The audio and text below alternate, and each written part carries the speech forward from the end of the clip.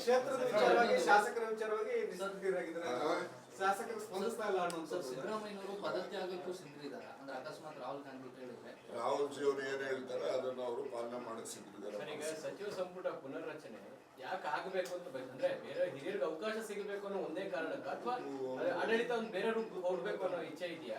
ಈಗ ಏನಾಗಿದೆ, ಆಡಳಿತನೂ ಕೂಡ ಇನ್ನೂ ಕೂಡ ಸೆನ್ಸಿಟೈಸ್ ಆಗಬೇಕು ಅಂತಕ್ಕಂಥದ್ದು ನಿರೀಕ್ಷೆ ಎಲ್ಲ ಜನರಿಂದಲೂ ಇದೆ, ಪಕ್ಷದಲ್ಲೂ ಕೂಡ ಇದೆ.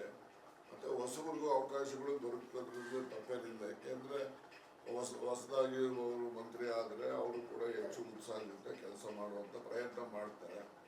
ಸೊ ಹೀಗಾಗಿ ಅವ್ರಿಗೂ ಒಂದು ಅವಕಾಶದಿಂದ ಹಿನ್ನಡೆ ಆಗ್ಬೋದು, ಅವ್ರಿಗೂ ಕೂಡ ದೊರಕಲಿ ಅಂತಕ್ಕಂಥ ಅಭಿಮತ. ಸರ್ಕಾರ ಬಂದಾಗೆಲ್ಲ ನಾವೇ ಒಂದು ಪಟ್ಟಿ ಮಾಡ್ಬೋದು 20 ಜನ ಇವರೇ ಮಿನಿಸ್ಟರ್ ಆಗ್ಬಿಡ್ತಾರೆ ಅಂತ ಆ ಪರಿಸ್ಥಿತಿ ಇದೆ ಕಾಂಗ್ರೆಸ್ನಲ್ಲಿ. ಕಾಂಗ್ರೆಸ್ಸಲ್ಲಿ ಕಡಿಮೆ ಅವೆಲ್ಲ ಬೇರೆ ಬೇರೆ ಕಾರಣಗಳಿರ್ತವೆ, ಯಾಕಿದೆ ಅವೆಲ್ಲ ಅನ್ನೋದು ನಾನು ಹೇಳಕ್ ಹೋಗೋದಿಲ್ಲ. ಅವೆಲ್ಲ ಪರಿಸ್ಥಿತಿಗಳು ಯಾಕೆ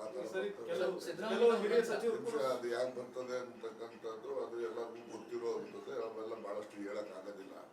ಈಗ ಸುಮ್ಮನೆ ಅವೆಲ್ಲ ಹೇಳೋ ಹೊಸರು ಸಿಕ್ಲಿ